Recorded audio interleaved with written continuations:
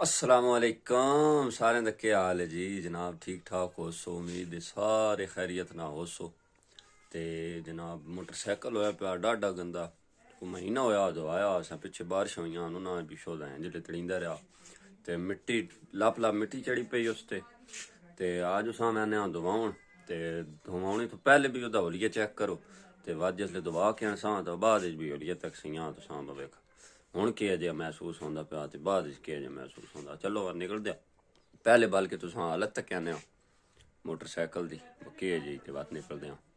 चलो जी ते यार मोटरसाइकिल दी हालत तो तुसां हुण नज़र आउंदी ही पई उसी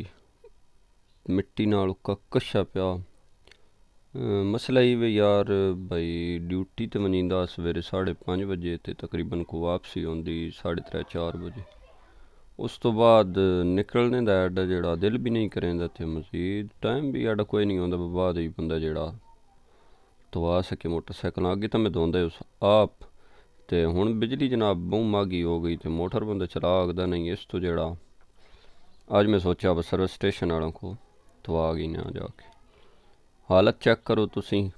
ते धोता मैं इस तो भी कदी नहीं भाई जनाब। पधराड़ तो अगे वंजिए ना तो पैल आउंदा ते पैल रोड की इतनी हालत ख़राब है ना भाई, गलियां वाला पानी भी जेड़ा ना वो भी रोड ते आ जांदा। वो जिसले रोड ते आउंदा ना तो वो इंज हालत होंदी जो गिलोड़ी वाली मिट्टी नहीं बंदे तैयार की भी होंदी छत्तां ते लैंदे। ते यार असां वैना है अगे पेट्रोल पंप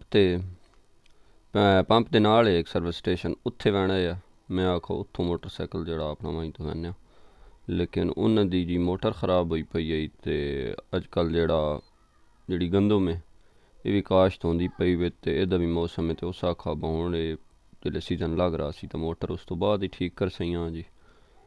ते मैं वा टुर पिया वापस मट्ठा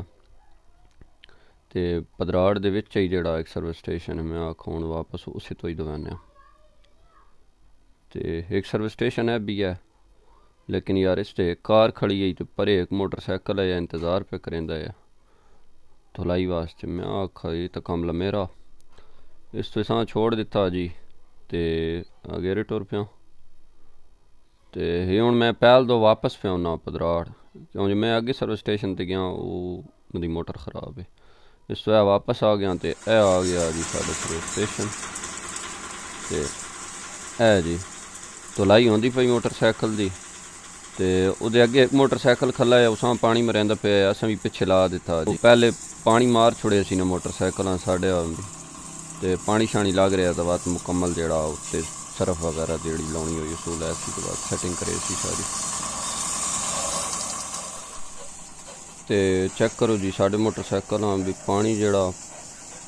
कुछ मार पिया ते कुछ जनाब मरेंदे पैन ते कोई है तले मिट्टी तुसां दिसदी पई हो सी सारी जनाब मैंडे जेड़े मोटरसाइकिल है ना इस तो जेड़ा लत्थी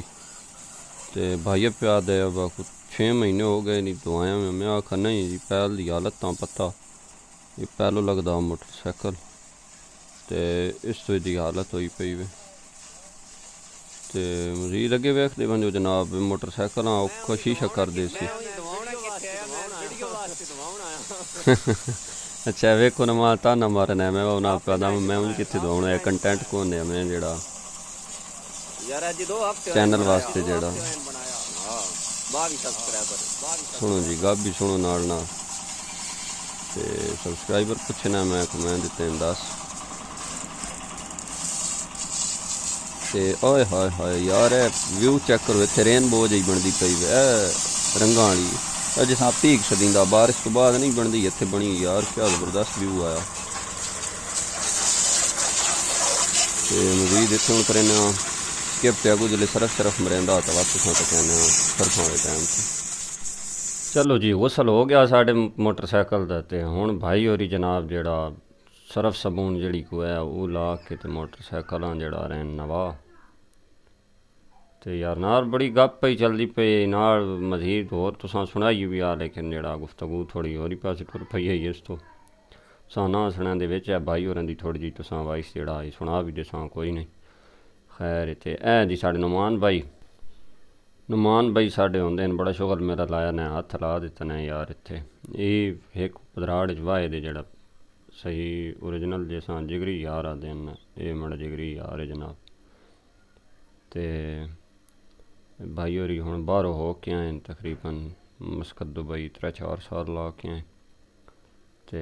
ये मैं मोटरसाइकिल धोआंदा पे उस ते मां तक के जनाब मुड़ा है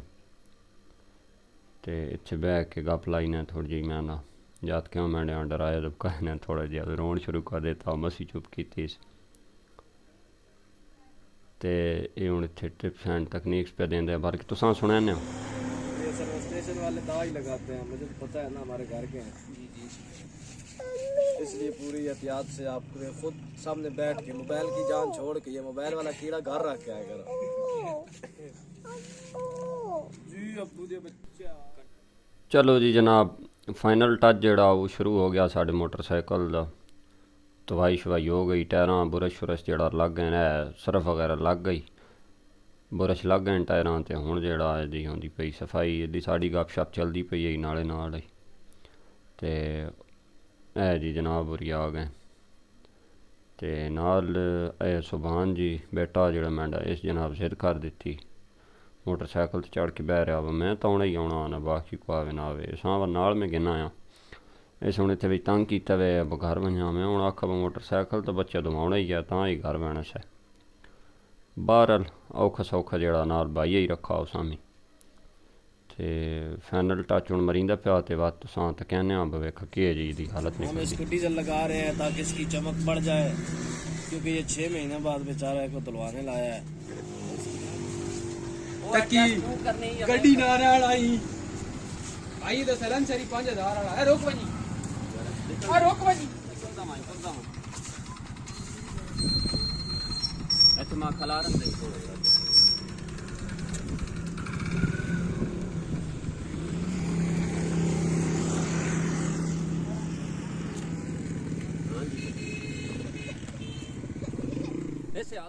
ते लो जनाब भाई साहब असी आ गए हाँ जी घर ते हुण चेक करो जनाब मोटरसाइकिल दा तुसी होलिया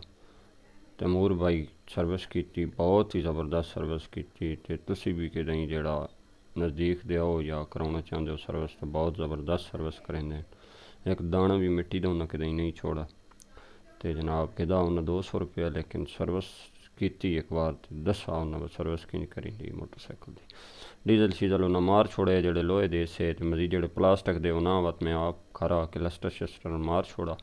तो हुण मां दो इजाज़त मिलसा अगली वीडियो तुसां वीडियो लाइक करना चैनल सब्सक्राइब करना अगली वीडियो ताईं मां दो इजाज़त अल्लाह हाफिज़।